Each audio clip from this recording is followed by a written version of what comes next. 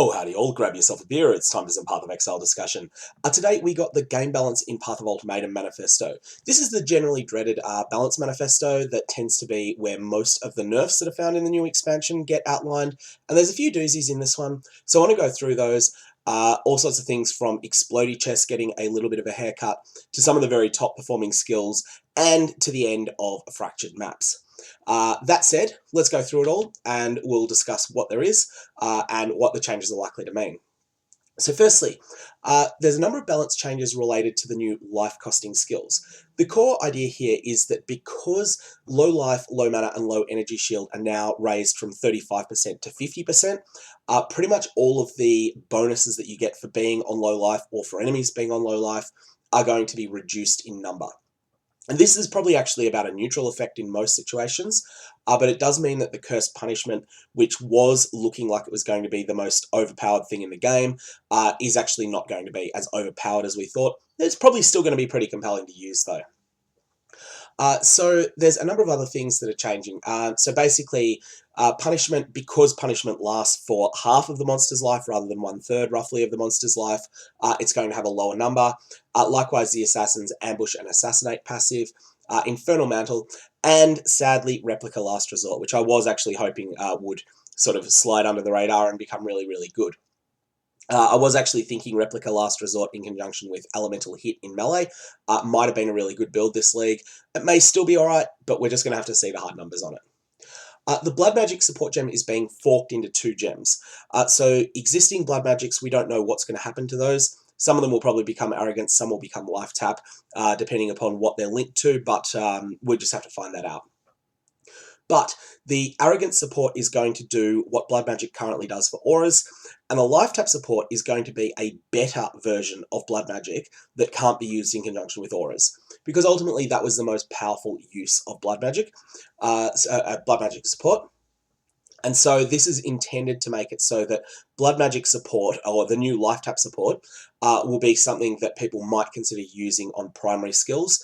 And what that does is it converts all of the mana cost of a skill into life at some multiplier. I think it's something like 220% of the mana cost. So a skill that would cost 55 mana instead costs 121 life. But that's all Blood Magic does. The new Lifetap support will also be a damage multiplier on that gem. So there's a number of changes on the passive tree for generic physical damage and for physical damage over time multiplier. These are stats that are pretty hard to get on the passive tree currently, and in fact, I don't think there's any physical damage over time multiplier on the entire passive tree, except for from Cluster Jewels. That said, Cluster Jewels still will probably remain the single best source of physical damage over time multiplier for spells. So if you're playing Exsanguinate, if you're playing Reap, then you're probably going to want to use the new versions instead. You're going to want to use a lot of Cluster Jewels on your build rather than using these existing nodes. You might still find some of these nodes are still good enough to take. Corrupted Blood's getting overhauled, and I really need to play with this to be certain what's happening. So the Staunching Flask modifier still works. It removes bleeding and corrupted blood, but it's no longer considered bleeding damage, so reductions to bleeding damage taken no longer affect it. I kind of think that this might be something that's going to mess with the deep delving meta a bit, basically because Nemesis monsters with corrupting blood and the Bloodlines monsters with Blood of Corruption will be much more dangerous. In fact, they'll just one-shot you if you hit them with a flask down. That said, Corrupting Blood immunity has been available on Jewels for a long period of time, so maybe that'll still be the case, and this won't matter for most players. This is to support players being able to inflict Corrupting Blood, though. That's the intention there. Okay, so Bladestorm is getting some little changes. I've never played Bladestorm, so I really don't know. What that's going to do. But one thing that's really significant here, this is a really significant change for poison builds. The Elder Influenced Weapon mod that granted a chance for poisons and bleeds inflicted with this weapon to deal 100% more damage have been removed. This was such a powerful mod that every poison or bleed build needed to race for this mod. Now, Elder Influence mods can roll a new local poison or bleed damage over time multiplier. So this is going to be a significant nerf to both bleed and poison damage, I believe. I have to see this in practice, and I would say for the moment, until we get hard numbers on the Elder Influence Weapon new mod, my advice is don't play a bleed or poison build yet. They may still end up being okay, but I think they're going to perform very poorly at the start of the league. Bleed has been one of those builds, particularly the Bleed Bow Gladiator. It's been one of those builds that's been really good early in the league for a long time, but I don't think it will be anymore. Now, the way skills specify costs have been refactored. Skills now specify what resource they use, so life or mana, and consequentially, stats can specify whether they affect all costs, reservations, or some combination. So, for instance, Righteous Decree near the Templar now reduces mana cost of skills, but does not affect life cost of skills, whereas a Tireless Notable affects all skill costs. And this is mostly going to be neither here nor there. It'll just sometimes have niche corner case effects. But the thing that's significant here is that, well, inspiration support will only work for mana-based skills, so that's important, although I don't think any of the life skills are ones that would synergize with inspiration support. But the key things are that Chainbreaker is getting gutted. Chainbreaker Keystone now no longer removes rage on hit, instead it adds a small rage cost to all skills, which would then be affected by skill cost modifiers. This allowed us to keep Chainbreaker functional with spells while still losing rage, when used alongside skills that don't hit, like damage over time skills. I think that this is probably the end of Chainbreaker, but again, need to actually do a little bit more theory crafting on that. In any case, there is no potential to use Chainbreaker in conjunction with Divergent Berserk, and Divergent Berserk is getting a nerf as well. So as a benefit of these changes though, reservation skills no longer have an associated cost by default, so you don't actually need to have enough current mana available to reserve a skill. This is just a huge quality of life change. It's not going to make much difference in terms of difficulty anywhere in the game, but it's going to make things so much better and allow you to swap reservations on the fly. So this is going to be really good. Because of this, Mind Skills now have both a mana cost and a mana reservation, so sorry to Indigon Miners, you have been really dumpstered there.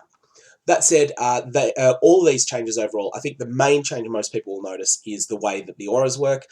No more will you need to go, oh, I just turned on the wrong aura for some reason, or I just accidentally turned off my aura. Now I can't turn it back on until I've got mana again. That effect is gone. Atlas Passive Balance. A couple of things are getting nerfed here. I think everyone expected Diplomatic Escort to get nerfed. That's the one that disgorges an enormous amount of Harbingers onto a node in Veldo's Rest. High Value Targets, which is the most powerful of the Legion nodes, is getting nerfed, while others are a bit more subtle, like Seance, which added so many monsters, or so much item quantity to zones, that it was subtly boosting core drops like maps, more than a single Atlas mechanic should. So, yeah, not really any surprise there. Those would be the three that I would have suspected. Certain modifiers provided fewer rewards than the standard reward increase per point invested, so they've been improved.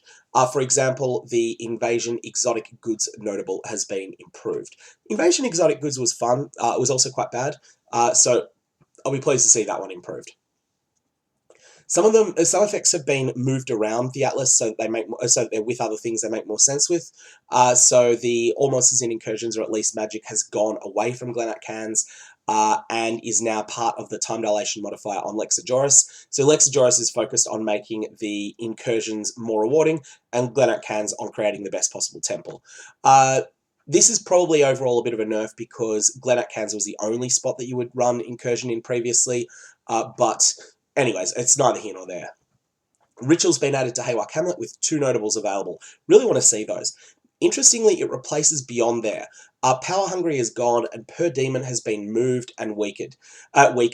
And they say because the pun was too good not to keep. There's a number of changes to Vaal skills, which are broadly speaking upgrades. In particular, well, with the exception of Vaal Righteous Fire, which is now getting nerfed. So Vaal Righteous Fire is worse. All the other Vaal skills are better. Vaal Righteous Fire was so good that you pretty much always used it on builds, even builds that might have otherwise, on spellcaster builds, even builds that might have wanted a different one instead. So skill balance changes. Blade Vortex, Blade Blast, Toxic Rain, General's Cry with channeled skills, Seismic Cry, Carrion Golem, and Vitality are all taking a nerf. Frostbomb and Wave of Conviction are getting lower exposure values. And Flesh and Stone is getting a nerf, more mana reservation than it used to have. So that's significant, all sorts of significant drawbacks there. Flesh and Stone with Maim attached to it is going to be now, I think, a 40 or 41% reservation, which is now going to make it less of an automatic take, and it's going to compete more with the Aura Pride, rather than being something that you just always take. Vigilant Strike and its Threshold Jewel, the Vigil, have changed how they handle Fortify duration and the durations gained, so that it doesn't result in an uber long Fortify effect, instead granting a shorter Fortify duration than a high level Vigilant Strike. So that's looking a little bit sad there for a lot of casted defenses. Still, that said, it's going to be probably still going to be a strong combination, Vigilant Strike and the Vigil. Divergent Strike has been gutted because it needed to be. It was absolutely busted. Quivers' caster off hands are dead. I think these changes here are really, really, really big, and most importantly, it's the end of the Signal Fire and Rigwold's Quills as caster off hands. Physical Explosion body armors are getting gutted as well. They're no longer having a 100% chance to proc. Their replacement modifiers grant enemies you kill have a chance to explode, dealing a tenth of their life as physical damage. So the idea here is that it's stopping the popcorn shenanigans where you blow up one enemy and that causes everything around it to explode. If you do explode an enemy, then that tenth of their life, so that's twice as much as the elevated Maven's version, is going to be really strong. There's also a lower tier influence mod being introduced that will have a lower chance. This is a really good change. I think there should be more compelling lower tier influence mods. So this keeps the mechanic, opens up the possibility of stacking explode chance with high investment, but you're no longer just going to get it as an automatic thing. Ultimately, I think this is just going to result in a lot more variety in chest armors, because the exploding mod was so good that you used it or you were wrong.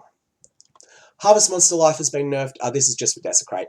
Hexproof, that is interesting here. Hexproof is really funny. There have been so many nerfs to Headhunter Self-Curse over the years, and this is finally the end of it. The reason this change is being made, that monsters that allow your modifiers that allow your hexes to affect hexproof enemies no longer allow your hexes to affect yourself while you have hexproof, because you're no longer your own enemy. This is because of shenanigans with Headhunter. Ultimately, this is the end of the self-curse shenanigans with Headhunter. Shackles of the Wretched was really, really, really good on builds that were running Headhunter and that invested really heavily into maximizing Headhunter's benefits. Essentially, Headhunter is now going to be a 20-second duration, or 26 or so with the Shaper Amulet. No more is it going to be possible to scale that duration up to sort of 70, 72 seconds. The other effect of this is that the Temporal Chains Helmet enchant is kaput. No one's going to really want it anymore. Poison Sextant is gone. This was an obvious thing that most players will not notice, but that a tiny, tiny, tiny percentage of, like, sort of, we're talking top couple of hundred players, this is going to gut one of the most powerful strategies they've been using to flood the league economy with items. The easiest way to beat 100% Delirious maps was to abuse that Poison Sextant, and that's gone. Fractured Fossils. Using a Fractured Fossil on an item is going to grant the split tag as well. So this is pretty much going to gut the main use cases of Fractured Fossils.